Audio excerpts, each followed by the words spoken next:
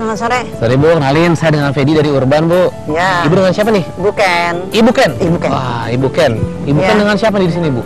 Saya dengan teman-teman banyak yang membantu saya di sini. Oh gitu. Nah ini bener Bu, ini tempat apa sih namanya? Oh, untuk nursery. Nurseries ya namanya. Kita nama di sini Kuntum Nursery. Kuntum Nurseries ya. Ini Emang mau ke sini? iya Bu. Nah Ibu hubungannya sama Kuntum Nurseries apa Bu? Saya pengelola di sini. Wah pengelola, pas banget nih Pas punya. ya. Nah tapi Bu, ini saya pengen tahu ini tanaman hias atau bukan sih sebenarnya? Lihatnya kayak bagus kan, kayak tanaman hias. Bagus. Sebenarnya ini tanaman herbal. Oh tanaman Itu herbal? Tanaman obat. Tanaman obat? Oke. Iya. Nah Bu, saya nggak boleh lebih lanjut Bu. Aha. Mau nyapa dulu nih di rumah tuh. Sebelah situ. Hai. Hai. Nah, Hai. selamat sore. Selamat Kali sore. ini kembali lagi di Urban dan saya nih sedang berada di Kota Bogor dan kebetulan banget nih saya ketemu sama Ibu Ken yang pengelola dari Kuntum Nurseries. Jadi sebenarnya ini tempat apa sih Bu ya? Ini tempat nursery. Nursery itu pembibitan. Ini Pembibitan. tempat herbal. Herbal Tanaman ya. obat. Oke, berarti kalau saya dengar kata herbal itu pasti berhubungan dengan kesehatan berarti Bu ya? Yes, betul, sangat betul. Jadi apa nih Bu? Maksudnya ada berapa jenis tanaman herbal di sini dan kira-kira khasiatnya ada untuk penyakit apa aja nih Bu? Kalau di sini mungkin lebih dari 400 jenis, umumnya lebih dari 1000 jenis. Wow. Karena ada tanaman hias juga sebagai tanaman herbal. Contoh ini kayak tanaman ini hias tanaman- kan? ini tanaman apa? bayam merah. Bayam merah. Merah tanaman hias, bukan yang bayam merah untuk kita makan. Iya. Lain. Oke. Ini familinya Altementera. Ini adalah untuk herbal, untuk sakit kepala. Aduh. Ini. Saya kepala ini Kepala ya? kebetulan, Bu. Aduh. Bahkan saya mesti minum ini nih. Oke. Ini Sakit kepala. Sakit kepala. Oke. Diambil 15 gram kalau dia kering. 25 gram kalau dia basah, dikasih 2 gelas air, direbus dengan api kecil dan pakai periuknya kuali tanah. Jangan pakai aluminium. Kalau Oh, herbal gitu. itu seperti itu. Idealnya tanaman obat seharusnya bisa membawa manfaat untuk kesehatan. Makanya, kesalahan dalam pemilihan wadah sebaiknya jangan sampai terjadi. Hal tersebut rupanya dipahami betul oleh Ibu Kenita. Saya jadi penasaran nih, siapa sebenarnya beliau ini? Pengen tahu nih Ibu Ken sendiri, apakah Ibu Ken ini apakah seorang dokter atau memang seorang pengamat ini aja ya, bidang herbal gitu, obat-obatan? Sebenarnya saya sendiri bukan ahli di herbal, tapi saya sangat mencintai. Saya latar belakang saya di pertanian, jadi saya namanya pertanian saya senang semua. Intinya tanaman herbal itu untuk semua. Memahami manfaat tanaman sebagai obat sebenarnya bisa dilakukan oleh siapapun. Bukan hanya oleh dokter saja loh. Alasannya tidak lain karena tanaman obat bukanlah sesuatu yang langka. Nah kalau ngomong tentang tanaman itu berarti Bu ya, sampai Ibu membibitkan berarti kan ada kedua kemungkinan nih. Iya. Apakah langka di Indonesia atau memang sebenarnya di Indonesia itu banyak sekali Bu tanaman herbal tapi nggak ada yang ngolah. Gimana nih Bu bener nih? Kalau menurut saya sendiri, di semua tempat bisa ada herbal, Oke. tumbuh herbal, dan semua banyak, bukan di sini aja. Semua betul. ada di masing-masing, karena dia iklimnya itu semua tumbuh untuk herbal. Nah ini Ibu membibit ya, menanam terus menumbuhkannya. Habis itu setelah sudah siap untuk mungkin siap dipanen kali ngomong nggak ya? Ya, pasca itu panen apakah itu dijual atau disalurkan kepada apotek atau gimana Bu? enggak, kami untuk kebutuhan yang datang ke sini. Sebagai salah satu tempat bercokolnya banyak sekali tanaman herbal yang penuh dengan manfaat ini, tempat pembudidayaan ini sering sekali dikunjungi oleh banyak orang yang datang dari berbagai penjuru tanah air. Nah yang datang ke sini Betul. siapa aja Bu? Hampir seluruh Indonesia ya. Wow, seluruh Indonesia. Jadi Iya. nggak cuma orang Bogor doang. Kayak dekat Jakarta Ada tapi ternyata. pengusaha, iya dari Riau, Wow, Riau. dari Dumai, dari Medan, dari Bontang, dari Irian, ada Papua ada, Wow. dari Bali ada, Lombok ada, Jadi dari mulai dari- Kalimantan seluruh Pulau Indonesia. Mulai dari yang perorangan tim. Pulau Cintin. Nah Bu, ini kan di depan kita nih, ini satu Iya. tanaman nih. Saya pengen Bu diajak lihat ke koleksi-koleksi tanaman lainnya gitu. Oke, di sini sih nggak terlalu lengkap, tapi kita lihat yang ada di sini aja. Boleh, ya. Bu, boleh. Yuk, ini adalah tadi bayam merah ya, Bayam bayam merah, merah ya. untuk ini tanaman hias Sakit dan kepala, obat. aduh, heeh. Ya bukan untuk yang makan. Oh, oke. Apa Ini gitu Bu? nandang genis. Ini Nandang adalah untuk genis. peluru air seni. Oh. Ini bagus untuk yang susah untuk ini. Ini daruju. Daruju. Untuk Oh. batuk. Ini batuk darah. direbus juga Bu? Rebus semuanya. Jadi rebus. rata-rata semua tanaman Semua di bisa sini direbus. direbus ya. Bisa jadi dikeringin dulu sama dibasah nggak apa-apa. Tapi rata-rata emang diminum ya Bu Rata-rata ya. untuk dikeringin dan direbus. Segala jenis tanaman yang ada di tempat ini ternyata mampu diolah menjadi berbagai jenis obat yang bisa mengobati berbagai penyakit dari penyakit ringan sampai dengan penyakit yang kronis. Ada berbagai jenis pengobatan yang bisa dilakukan dengan menggunakan tanaman yang ada di sini. Konon nih, penyakit seperti demam berdarah bahkan mampu diobati oleh salah satu jenis tanaman yang ada di sekeliling saya ini. Ini adalah pohon mimba. inilah pestisida alami kita, insektisida alami kita, Mimba. Selain untuk penyakit diabetes, Mimba juga untuk pestisida alami. Oh gitu. Dan juga untuk obat demam berdarah.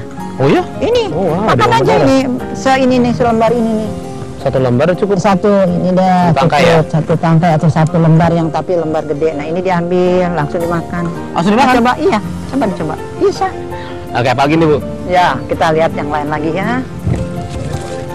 Kita, nah ini gadung. Gadung. Iya, juga buat pengganti beras. Yuk, jalan. Nenek moyang kita sudah mengetahui manfaat berbagai jenis tanaman untuk obat. Berawal dari mitos, para ahli kemudian menyelidikinya, dan hasil penelitian yang dilakukan oleh para ahli ekuivalen dengan apa yang diwariskan oleh nenek moyang kita. Nah, itu berarti nih, nenek moyang bangsa kita memang sudah sejak lama mengenal dunia medis. Yang tadi pahit, Mimba, sekarang ini yang manis. Wah. Namanya tanaman Manis-manis. stevia. Kayak saya dong manis. Untuk, iyalah, untuk saya petikkan yang manis ya. Oke. Ini yang tadi pahit, sekarang yang manisnya. Coba, sampai dicoba. Ya. Ya. Tuh kan udah senyum tadi, ya enak. Manis. Nah, ini dia nih bagian yang menyehatkan nih dari Kuntum Nurseries, di mana saya belajar tentang herbal ya, tanaman herbal ya Bu ya. Ya. Begitu saya mau ucapkan terima kasih Ibu. Ibu kan, Sama-sama. terima kasih atas Sama-sama. waktunya sudah mengantar saya nih, nganterin lihat koleksi tanaman herbalnya. Sama. Saya doakan Bu, sehat terus Bu ya. Amin. Ini dia bagian pertama dari Kuntum Nurseries yang akan saya kunjungi. Habis ini ke tempat lainnya yang gak kalah serunya, tapi tetap di Kuntum Nurseries ya. Dan Anda jangan kemana-mana, tetap di Urban. Oke? Mari. Oke Bu, mau lihat Mari. galerinya boleh? Boleh, Bu. Boleh. Ayo, mari, Sana, Bu. mari, mari.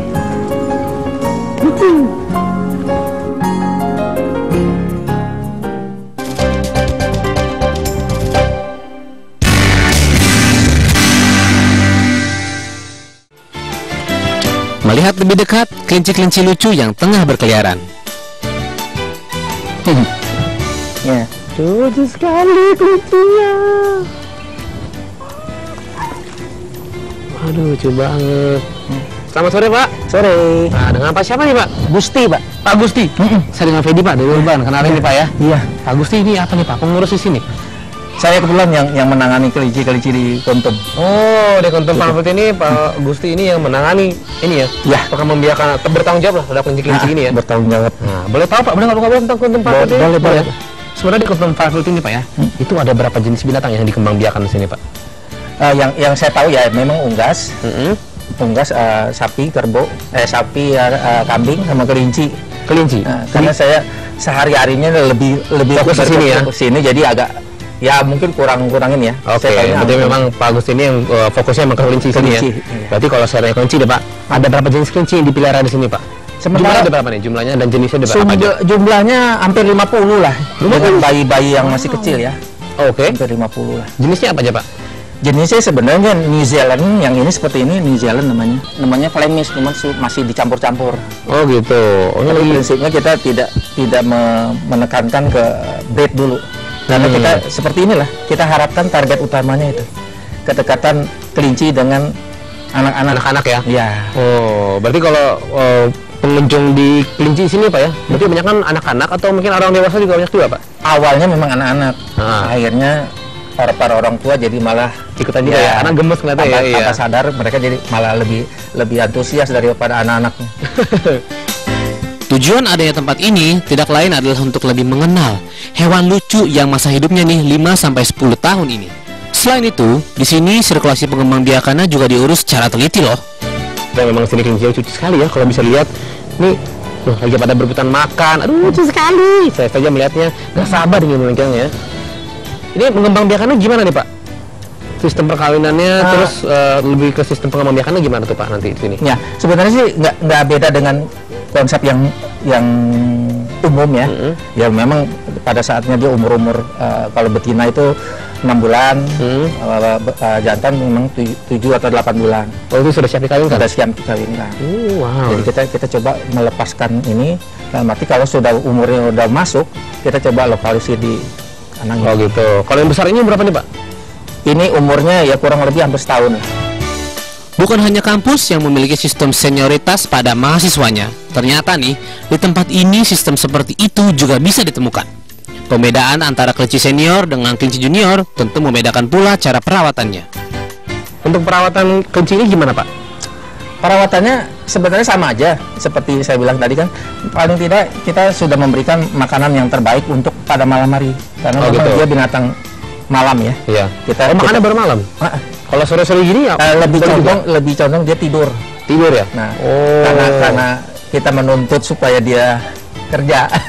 Pemberian makan apa jadi pas kalau wortel nih ada daun apa lagi nih, Pak? Sebenarnya ini kita sebut loseh ya. Loseh. Daun loseh boleh, Pak? Walaupun ini sebenarnya kayak begini ya. Apakah boleh kasih makan bayam, Pak, sebenarnya? Sebenarnya pada dasarnya boleh. Boleh bayam ya. Cuman bayam kan zat besinya lebih tinggi. Cuman kita mesti agak takar.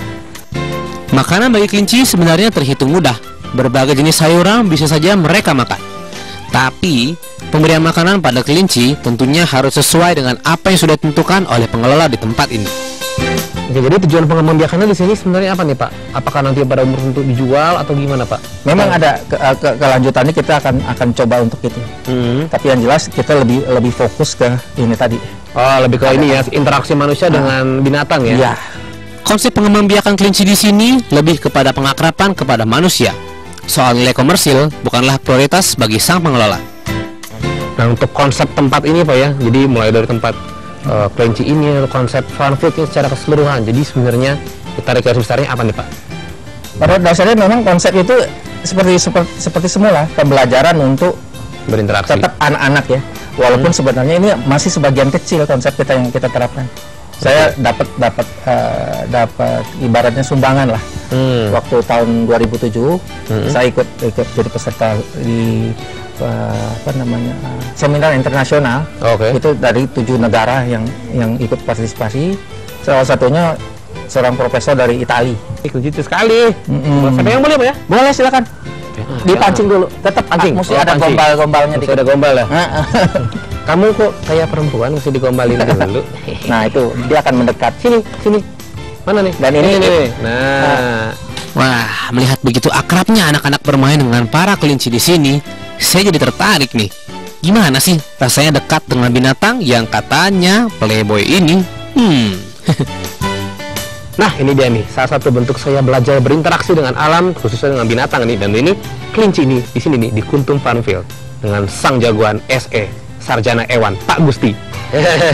Betul, Pak, makasih Pak atas waktunya, Pak. Terima kasih. Nah, saya doakan Pak struktur sukses Pak ya. Amin. Habis ini saya akan jalan-jalan ke tempat lain yang nggak kalah serunya. Jadi tetap di urban ya.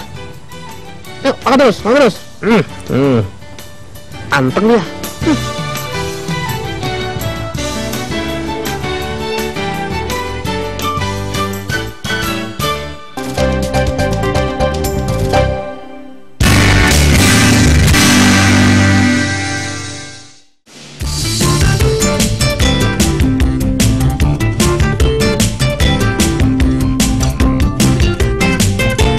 Masih meneruskan perjalanan saya di sore hari ini, saya akan menuju satu tempat di mana terdapat satu menu lezat yang pastinya akan menggugah selera makan kita.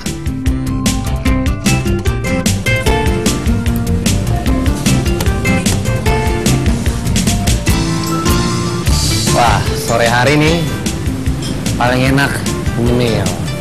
Udah habis jalan-jalan, perut lapar, dan saya datang tempat nih, makaroni panggang. Waduh, tadi saya jalan ke sana melihat etalasenya ada banyak makaroninya. Waduh, semakin menggugah perut saya untuk minta isi. Tapi seperti apa rasa makaroni panggang di sini? Apakah enak? Untuk cari tahu lebih lanjut, mari kita panggil aja mbaknya atau masnya. Mana ya? Tadi ya. Mbak. Halo, selamat sore. Selamat sore. Kok mbaknya berbeda sama yang mas-mas di sini ya? Nggak pakai celemeknya dan segala macam gitu? Aku supervisornya. Oh, supervisor ya? Iya. Maaf ya, tadi saya pikir pelayan ya. Dengan mbak siapa nih? Dengan Eri. Mbak Eri? Oh, saya dengan Fedi dari Urban nih. Boleh ngobrol-ngobrol tentang makaroni panggang ini ya? Oke, seperti biasa nih, ini pertanyaan standar bang. Dari kapan tempat ini ada? Oke, makaroni panggang itu berdiri sejak 1 Oktober tahun 2001. Kalau awal berdiri sih kita customer mungkin dari wilayah Bogor aja. Cuma nggak lama itu mungkin customer lebih banyak dari luar kota Bogor gitu. Oh gitu. Spesifiknya mana Mbak mungkin? Dari Jakarta biasanya. Oh Jakarta. Saya seharusnya dong. Nah Mbak, sekarang saya mau lanjut nanya-nanya lagi nih ya. Nanya aja nih, gimana kalau makan? Oh boleh banget tuh. Tahu aja sih Mbaknya. Oh gitu saya mau pesan deh. Kalau gitu, gimana? Tapi Nah ini Mas nih. Sekarang saya mau. Wah, sepertinya si Mbak ini tahu banget nih apa isi hati saya. Dari tadi saya berbasa-basi, memang intinya nih, saya ingin mencicipi sih bagaimana rasa nikmat dari makaroni panggang di tempat ini. Ya, saya nggak tahu nih mau makan apa. Gimana kalau Mbak nyimpirin saya menunya? Oke, di sini sih rekomendasinya mungkin makaroni panggang medium spesial ya. Waduh, itu dia spesial. Saya suka. Boleh? Spesial. Spesial, oke. Sama untuk minumnya es goyobot. Apa tuh? Es goyobot. Es goyobon. Kayak es campur gitu, cuma khasnya dari Bandung, cuma kita buat ala MP. Oke, boleh Mbak. Saya pesan itu juga. Oke. Apalagi udah, itu aja? Siap, Paling kalau medium gitu. spesial. Oke. Mas, jangan pakai lama. Ya, siap. Makasih ya Mas. Sih, Nah, sambil nunggu nih, kita lanjut lagi ngobrol-ngobrolnya. Boleh Mbak ya? boleh. Nah ini kenapa kan dari sekian banyak jenis makan kuliner gitu ya, kenapa memilihnya makaroni panggang gitu? Apa sih konsep di balik restoran ini gitu dari makaroni panggang? Sebelumnya karena di Bogor itu waktu tahun 2001 mungkin belum ada ya makaroni panggang, jadi kita buat satu produk yang belum pernah ada di Bogor. Tempat yang memang sedari awal ini didesain untuk keluarga pasti sangat cocok untuk Anda menikmati akhir pekan ataupun masa liburan. Terlebih lagi, venue yang berlokasi di tengah-tengah kota Bogor ini memiliki suasana yang sangat mendukung. Nah ini kalau konsep bangunan saya pengen tahu nih. Kayaknya konsepnya kayak berbau Eropa gitu ya, kayak saya ya. Kalau konsepnya sendiri itu retro Belanda ya. Oh retro Belanda, klasik. Oke. Iya sih, lihat interiornya yang bata-bata gitu, yang kalau kayak di banyak ketemunya di rumah-rumah Belanda gitu ya. Daging yang digunakan apa dan makaroninya pilihannya dari mana? Oke. Untuk makaroni panggang sendiri itu ada dua varian, ada biasa dan spesial. Kalau biasa itu isinya daging cincang sama keju parut di atasnya. Kalau yang spesial ada double cheese, double daging sapi cincang, ada tambahan jamur hiyoko sama daging sapi asap. Seakan tidak pernah puas dengan apa yang sudah ada, salah satu spot makanan unik ini rupanya ingin terus berekspansi. Kira-kira nih, apa ya rencana ekspansi yang sedang disusunnya? Cabang di mana Mbak? Cabang kalau kita masih di Bogor aja. Oh, belum ada rencana ke depan? Untuk sementara ini enggak ya. Belum ya? Soalnya untuk oleh-oleh Bogor aja. Jadi mereka khusus datang ke Jalan Salak nomor 24 aja. Di makaroni panggang. Makaroni panggang menjadi sebuah ide usaha yang unik yang mencoba mengubah kebiasaan monoton soal kuliner Bogor. Hal ini jelas menjadi nilai lebih yang dimiliki oleh menu yang ada di sini. Nah, tapi perut saya sudah semakin lapar nih. Mana ya kira-kira ya? Orangnya belum datang juga. Nah, ini dia. Ini dia Makaroni sudah datang. makaroni panggang spesial. Wow. Nah, wow, besar sekali makaroni ini ya. Oh ini es goyobot. Iya. Bentuknya ternyata kayak es teler ya sebenarnya ya. Makasih Mas. Waduh, ini enak banget dikelilingi dua makanan ini. Terus kalau saya makan nih, kayaknya saya haus dari tadi ngobrol-ngobrol mulu, saya jadi haus. Saya minum dulu boleh ya? Boleh. Oke, mari kita coba.